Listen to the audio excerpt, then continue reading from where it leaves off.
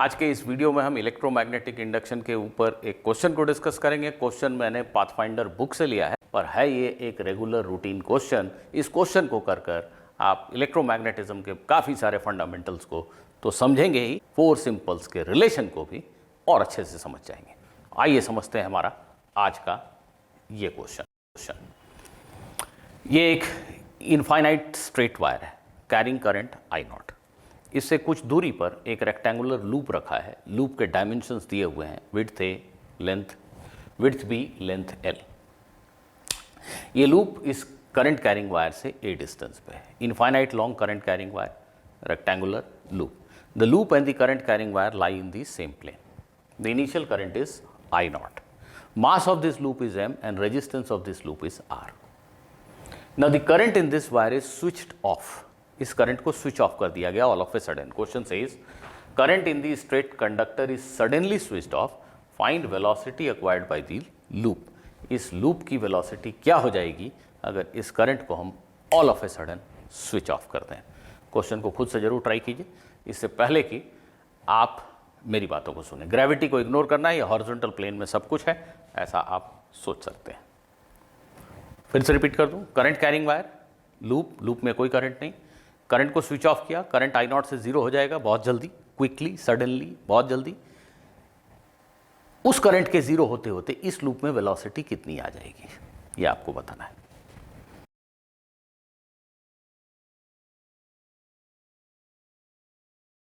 तुम किसी फुटबॉल को किक करते हो, ऐसा जितने देर तक पैर फुटबॉल के साथ इंटरैक्ट करता है, जितनी देर तक पैर फुटबॉल पे फोर्स लगाता है, उस इंटरवल में फुटबॉल का डिस्प्लेसमेंट इग्नोर करने लायक है। पैर जितने समय तक बॉल पे फोर्स लगा रहा है वो उस समय में भी बॉल को चला, पर बॉल के डिस्प्लेसमेंट को अगर हम इग्नोर कर सकें तो हम ऐसा सोचेंगे कि बॉल में इंस्टेंटेनियसली एक वेलोसिटी आ गई।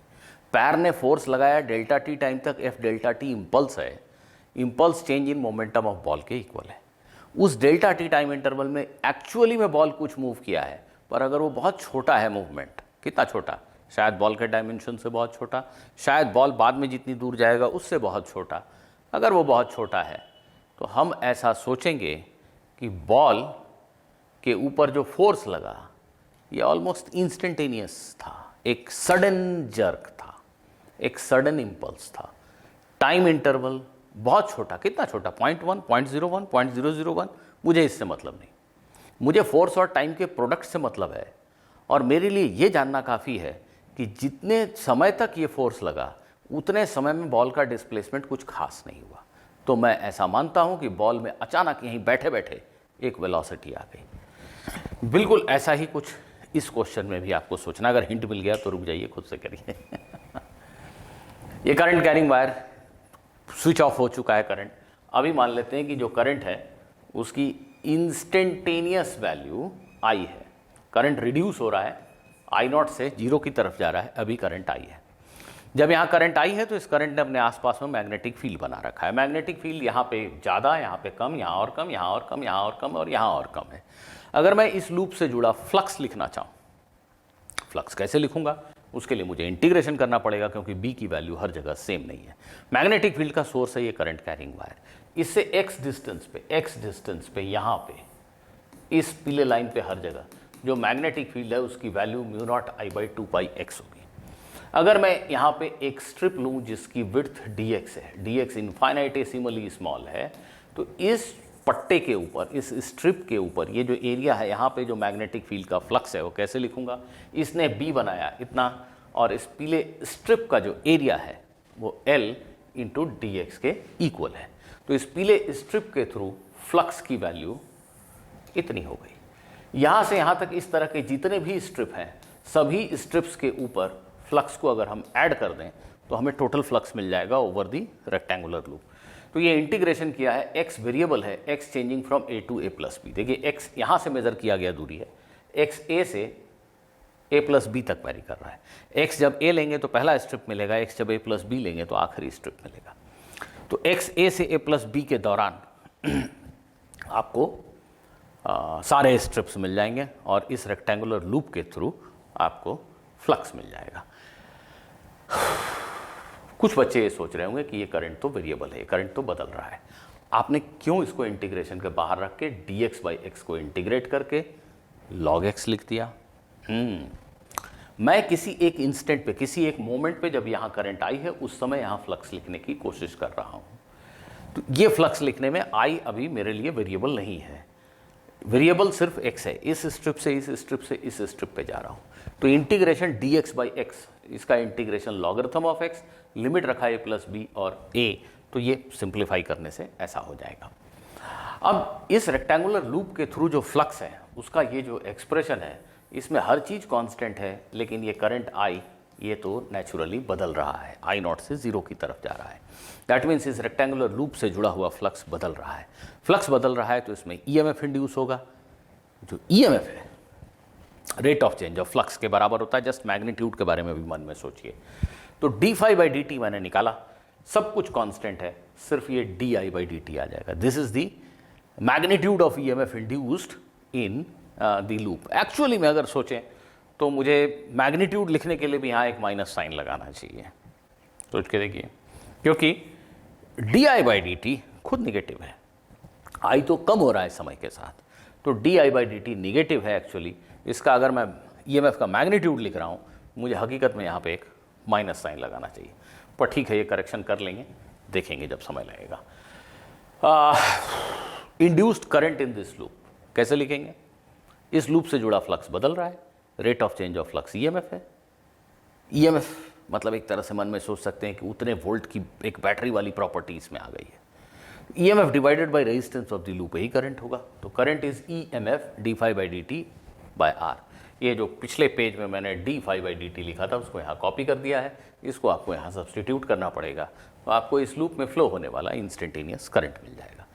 ये मैं आप सभी लोगों के ऊपर छोड़ता हूँ कि आप खुद से तय कीजिए कि ये जो मैंने इसमें इंड्यूस्ड करंट का डायरेक्शन दिखाया है इस लूप में, ये सही दिखाया है या मैंने कोई गलती कर दी। अगर गलती कर दी है तो कमेंट सेक्शन में लिख के बताइए, और सही दिखाया है तो थम्स अप दे दीजिएगा।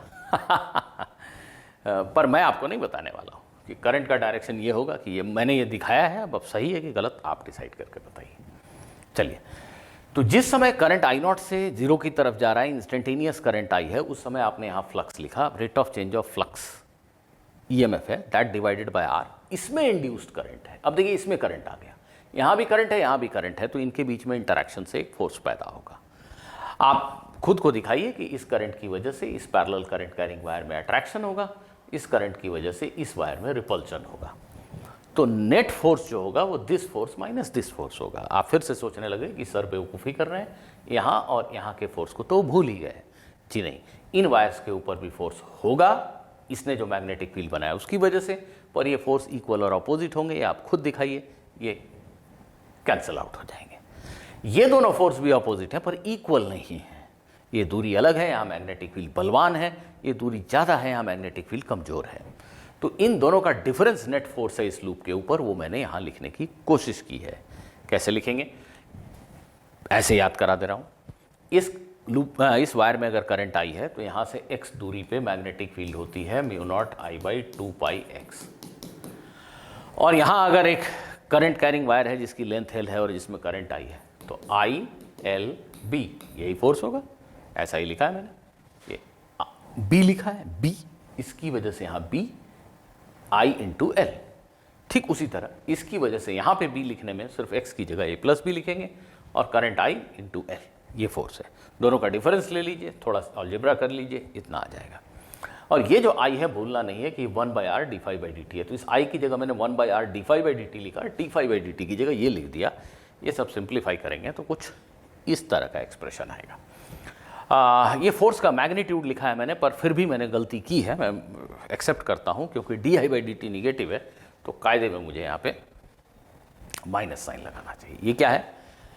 जिस वक्त यहाँ करंट कैपिटल I है उस वक्त इस लूप पे लगने वाला फोर्स, अगले dt सेकेंड में ये फोर्स का इंपल्स क्या होगा? FDT। इसको dt से मल्टीप्लाई कीजिए, ये dt देखिए कैंसिल हो जाएगा। सेम चीज पहले कॉपी कर दिया है, फिर FDT लिखा है तो dt को हटा दिया है मैंने, ये एक्सप्रेशन ऐसा हो जाएगा। इसमें सभी कुछ कांस्टेंट है except for I and ti।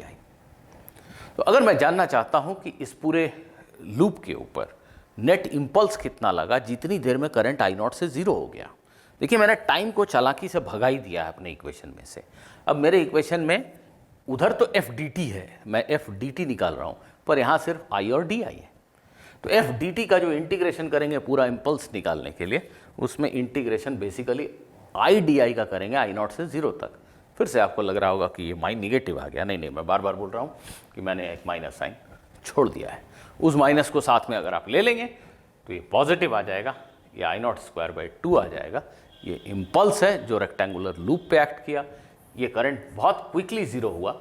इतनी देर में इसके ऊपर जो फोर्स और टाइम का प्रोडक्ट है, इस इम्पल्स सिग्निफिकेंट है, पर इतनी देर में इस रेक्टेंगुलर लूप का डिस्प्लेसमेंट जो हुआ है वो बहुत ही नेग्लिजिबल है। शायद इसके डायमेंशन के कंपैरिजन में, शायद इस दूरी के कंपैरिजन में नेग्लिजिबल है। तो हमें ऐसा महसूस हो रहा है कि ऑल ऑफ ए सडन यहाँ करंट आई नॉट से 0 हुआ और ऑल ऑफ ए सडन इसमें एक वेलोसिटी आ गई। वेलोसिटी कितनी आई? Impulse divided by mass of the loop. ये हमारे क्वेश्चन का आंसर हो गया। आई होप कि आप सभी को ये वीडियो पसंद आया तो तुरंत लाइक बटन दबा दीजिए। मिलते हैं अगले वीडियो में किसी और कॉन्सेप्ट, किसी और चर्चा के साथ। Good bye.